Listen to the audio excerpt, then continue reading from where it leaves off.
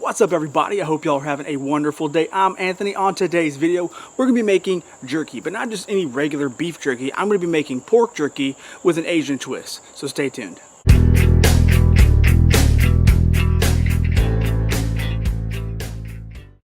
Alright, now for this recipe, we're going to use 2 pounds of pork tenderloin. First thing you're going to want to do is make sure it is dry. It's going to be a lot easier for you to do if it's dry. Now you're going to trim all visible fat. Trust me, the more fat you trim, the easier it's going to be in the long run. And it's going to be a better jerky quality overall. So definitely trim as much fat as you possibly can. Then, once everything's trimmed up, go ahead and pop it in the freezer for about an hour because it makes it easier to slice. Now, while it's in the freezer, you're going to take these components right here and you are going to make the brine or the marinade.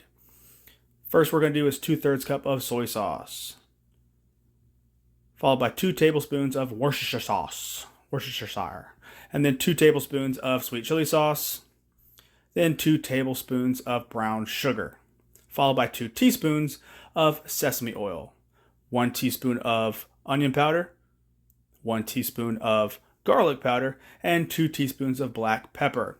Then finally, the most crucial ingredient, a half a teaspoon of curing salt number 1. Once you get all that together, go ahead and whisk it and set it aside. Alright, so after about an hour in the freezer, it looks like this. Nice and firm, easy to slice. This is why you do it, to make sure that you can slice just that quickly.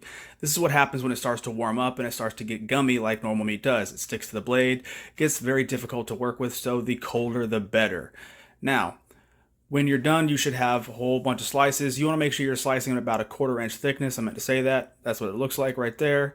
And once you're done, you're going to put them all into a Ziploc bag. You don't have to do a Ziploc bag. You can do a bowl if you want to. I just find putting them into a Ziploc a lot easier. So you're going to pour your marinade on top. You can close up the bag, let all that air out, and then incorporate the juiciness of the marinade into all the meat. Then what you're going to want to do is you're going to want to pop it into the refrigerator for about 8 to 24 hours. This batch right here, I did 24 hours. Alright, so after the marinating, you're going to want to put it into a colander and let it drip dry. It takes about 20 minutes. Then you're going to move them to your trays. I have stainless trays, but I don't want to get them to stick, so I have to put parchment paper on one, and I use the plastic jerky tray on the other one, because again, if you use any kind of brown sugar, it's probably going to stick, especially if this first cycle. So once you do that, you're going to put it into your dehydrator. You want to make sure that you have some form of a drip tray down below. It's not really going to drip, but it heats up. Things might, get a little froggy, and you don't want to have to clean up that sticky stuff down at the bottom of your dehydrator. So go ahead and just do that to be safe. Now, for the first hour, you want to put them in for 1 hour at about 165 minimum, because that's the safe temperature that you're going to want to use it for. So after 165 for an hour, we're going to take everything out and flip it over. That way you can get the other side. Then you're going to put it back in for another hour. And after that second hour, you're going to take the parchment paper out because you don't need it anymore because they're dry enough. Rearrange everything back on your racks, put them back in, and this time when you put them in, you're going to put them in for about 2 hours at 158. You're going to go one spot below the 165. Alright, so after about 5 hours total, we are done. When you do the bend test, it goes 90 degrees. When you're at 90, it slowly starts to break apart, and then you can just rip it. So that's just my personal favorite. Some people like it more done, some people like it less done, but that's just the way I like it. And when it comes to storage, I usually put mine into a mason jar and pop it in the fridge. You can vacuum seal it, but mason jars work for me.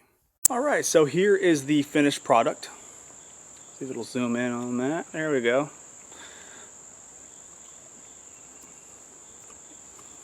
Very good.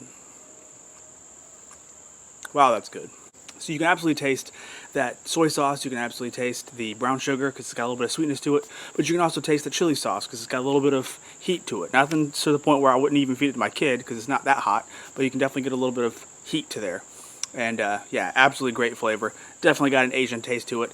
This is probably not going to last very long. I can tell you that right now. I'm going to be completely honest here. I did not come up with this recipe on my own. I got this from jerkyholics.com. I'll go ahead and put a link below to that in the description. That way you can check it out yourself. Because when it comes down to it, I've done a lot of jerky. I've made a lot of deer jerky, a lot of beef jerky. When it comes down to pork, turkey, chicken, I've been kind of new to that. I really wanted to do it, but since I've been curing things now, using curing salts, I feel much more comfortable. So doing things like pork, turkey, chicken really isn't that bad as long as you do it safely and you have a dehydrator that can get above 165. So since I do, that's why I did it. That's why I wanted to try this recipe, and it turned out fantastic. I absolutely suggest you check it out. Those of you who are wondering, this stuff will usually last about a few weeks to a couple months in the fridge if you like to keep it in the fridge. Since you use curing salt, that makes it a lot better, a lot safer, since that, kills a lot of that bacteria from forming before it even gets going, and it preserves that color to it. That's why I got a little bit more of a reddish color, because you use the curing salt. So I would definitely be safe and comfortable eating this thing after a few weeks, maybe even a couple months.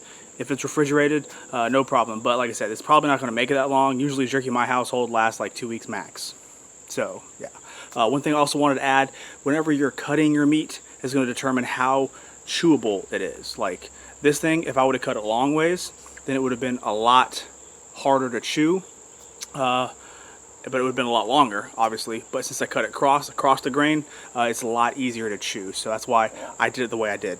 Now, for those of you who are curious what kind of dehydrator I have, it is a 10-tray dehydrator from Meat. I did a whole review on an honest review section right up here. I'll put the video here or down below in the description. Go ahead and check it out. Now, when it comes down to storing this stuff, I already showed you in the video, but this is usually the way I like to put a lot of my jerky. I like to just put it into a mason jar and pop it in the fridge. And if I wanted to take some, I put a few in a Ziploc bag and take it with me. Since we are doing a lot of hunting this year, that's kind of the big reason why I did this. Why I have snacky snack while I'm sitting in a tree stand. Because, nothing's worse than sitting in a tree stand and being hungry. So I put mine in the fridge. You don't have to. You can vacuum seal it, keep it on the counter or whatever. Not really that big of a deal. But for me, this way works. But like I said, it only really lasts 2 weeks anyway, so... Alright, so I think I'm going to go ahead and end the video there. Please, if you have any other questions, do not be afraid to ask them down in the comment section below. I will do my best to answer them or point you in the right direction. If you learned anything at all, please do me a humongous favor and give me that thumbs up. It absolutely helps me out with the algorithm, and I would very much appreciate it. Subscribe, share this video with somebody who you think might appreciate learning how to make good quality jerky, and I will catch y'all in the next one, okay?